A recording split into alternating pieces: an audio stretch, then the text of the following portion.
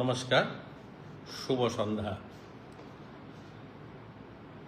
আজ আমি লাইভে বোধহয় দ্বিতীয়বারের মতো এসছি। আমি লাইভে কখনো আসি না, তবে আজকে লাইভে এসছি আমি আমার বিধানসভা এবং আমার কৈলাসহর মহকুমার এক দুটা বিষয় নিয়ে।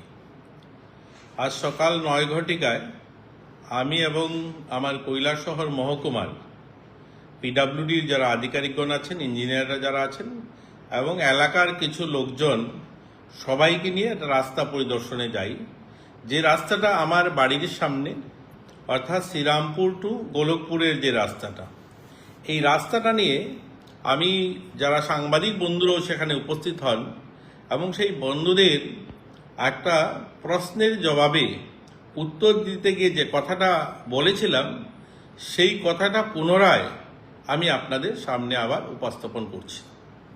এই কথাটাকে বিকৃত করে তথাকথিত কিছু মিডিয়া হাউস যারা নিজেদেরকে সাংবাদিক বলে দাবি করে, তারা সেটাকে প্রচার করছে।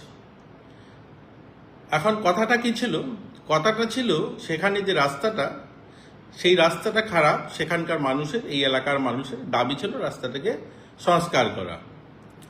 এবং আমাকে যখন মিডিয়া জিজ্ঞাসা করলেন সেখানে কেন গেলাম, আমি সেই প্রসঙ্গে কথা টানতে গিয়ে বললাম যে আমাদের কৈলাসহর মানুষের দুর্ভাগ্য যে এখানে আমাদের বিভিন্ন ডেভেলপমেন্টের কাজে এখানে একটা বাধা হয়ে দাঁড়িয়েছে কংগ্রেস এবং সিপিএম এর কিছু লোক, এবং এটাকে সার্বিকভাবে যিনি মিডিয়ায় প্রচার করছেন গোটা রাজ্যের সঙ্গে তুলনা করছেন।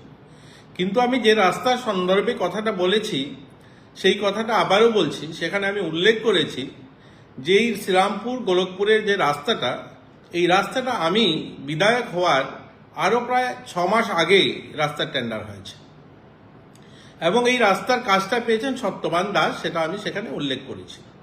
আসলে কি হয়েছে, মিডিয়ার যারা রয়েছেন এরা গোটা রাজ্যের যে নেতৃত্ব যারা রয়েছে তাদেরও হয়তো খোঁজখবর রাখেন না।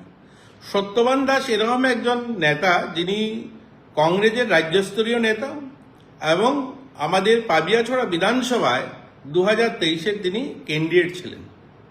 তিনি সেই কাজটা নেন এবং সেই কাজটা তিনি নিয়ে অন্যকে দেন এবং তারা দীর্ঘ 3.5 বছর, আমি এমএলএ হওয়ার পর 3.5 বছর কেটে যায়, রাস্তাটা ওনারা কমপ্লিট করেননি। ছোট ছোট আকারে একটা লম্বা রাস্তা, কোথায় 2 মিটার, কোথায় 10 মিটার, কোথায় 5 মিটার করে তারা কাজ করার চেষ্টা করেছেন, কিন্তু দীর্ঘ 3.5 বছরে শেষ করতে পারেননি। এই রাস্তা নিয়ে দীর্ঘ সময় অনেক মানুষ এই এলাকার ডেপুটেশন হয়েছে, রাস্তা রোকা হয়েছে এবং আমরাও আধিকারিকদের সঙ্গে কথা বলেছি। এবং একটা সমস্যা দাঁড়িয়েছে, যেহেতু কাজটা একবার দেওয়া হয়েছে, কাজটা যতক্ষণ পর্যন্ত কমপ্লিট না হবে ততক্ষণ পর্যন্ত পুনরায় আবার টেন্ডার করা মুশকিল।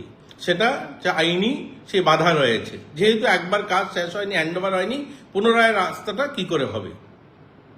এবং সেই সমস্যাটা সমাধানের জন্য আমরা বিভিন্নভাবে আধিকারিকদের সঙ্গে কথা বলে এবং বিভিন্ন প্রসেসের মাধ্যমে ল ডিপার্টমেন্ট থেকে সেটাকে রায় নিয়ে এখন সেই পুনরায় সেটা রাস্তাটা হবে।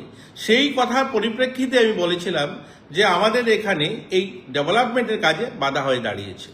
আমি এরকম একটা উদাহরণ নয়, আমি আমাদের কৈলাসহর মহকুমায় অসংখ্য অগণিত উদাহরণ আমি নাম করে বলতে পারবো, যারা এই সমস্ত কন্ট্রাক্টর যারা আছেন, এই সমস্ত বিরোধী রাজনৈতিক দলের, তারা উন্নয়ন চান না। উন্নয়নকে বাধা কিভাবে দেওয়া যায় বা কাজ ডেভেলপমেন্ট কি করে আটকানো যায়, তার যত ধরনের প্রয়োগ তারা করেন। Kailashahar RGM hospital, Kailashahar RGM হসপিটালে একটা ওটি নির্মাণ হবে, তার জন্য অর্থ আসে প্রায় 1.5 বছর আগে এবং মেশিনারি চলে আসে, সেখানে নতুন ওটি নির্মাণ করা হবে। তার জন্য 6 বার টেন্ডার হয়েছে, কিন্তু কাজটা শুধুমাত্র করা যাচ্ছে না। যারা টেন্ডার দিচ্ছেন তারা 60% বিলোতে টেন্ডার দিচ্ছেন, 70% বিলোতে টেন্ডার দিচ্ছেন। আচ্ছা বলুন তো দেখি, এটা কি কাজ করার জন্য দিচ্ছেন? এটা কাজ করা সম্ভব? কেউ 70% বিলোতে কাজ করতে পারবে? সেটা শুধুমাত্র ডেভেলপমেন্টটাকে আটকানোর জন্য। এই যারা কন্ট্রাক্টররা দিচ্ছেন তারা কৈলাসহরের উন্নয়ন চান না। আজকে বাঁধ হয়েছে, আপনারা জানেন।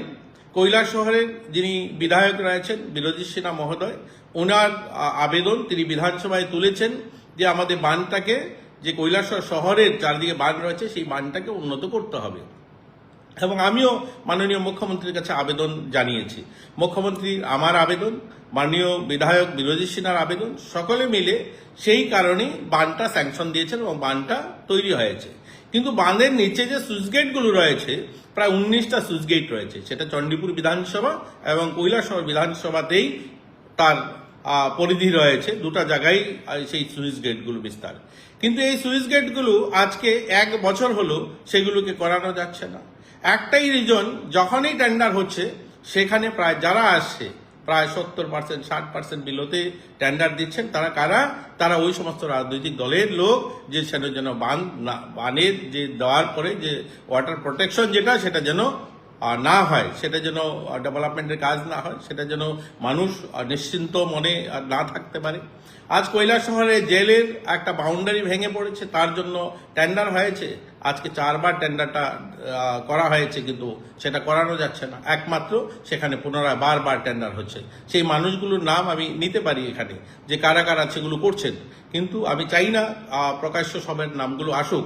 কিন্তু আমি আবেদন রাখবো, ডেভেলপমেন্টের জন্য আপনারা এগিয়ে আসুন। সবাই মিলে আমরা কৈলাসহর মহকুমার উন্নয়ন চাই, উন্নয়ন হোক। এবং যে কথাটা আমি সকালবেলা বলেছিলাম সেটা আবারও বলছি, সে সত্যবান দাস, তিনি কংগ্রেসের একজন বড় নেতা। ওনার এতটুকু দায়িত্ব থাকা উচিত ছিল যে 3.5 বছর পরে তিনি যাকে দিয়েছেন কাজটা সাব কন্ট্রাক্টে, ওনার নিচে যারা কাজ করছে তাদেরকে সেভাবে এই কাজটাকে উঠিয়ে দেওয়া বা কাজটা কমপ্লিট করা দরকার ছিল, তিনি কাজটা করেননি। এর জন্য আমি ওনার নাম নিয়েছিলাম। কিন্তু এটাকে বিকৃত করে বিভিন্ন মিডিয়া চ্যানেলগুলো, আমার মনে হয় ওনারা জানেন না বা ওনারা চেনেন না সত্যবান দাসকে, তাই বোধহয় তারা বুঝতে পারেননি, তারা এইভাবে বিকৃত করেছেন। যাই হোক, সবাইকে নমস্কার, ধন্যবাদ।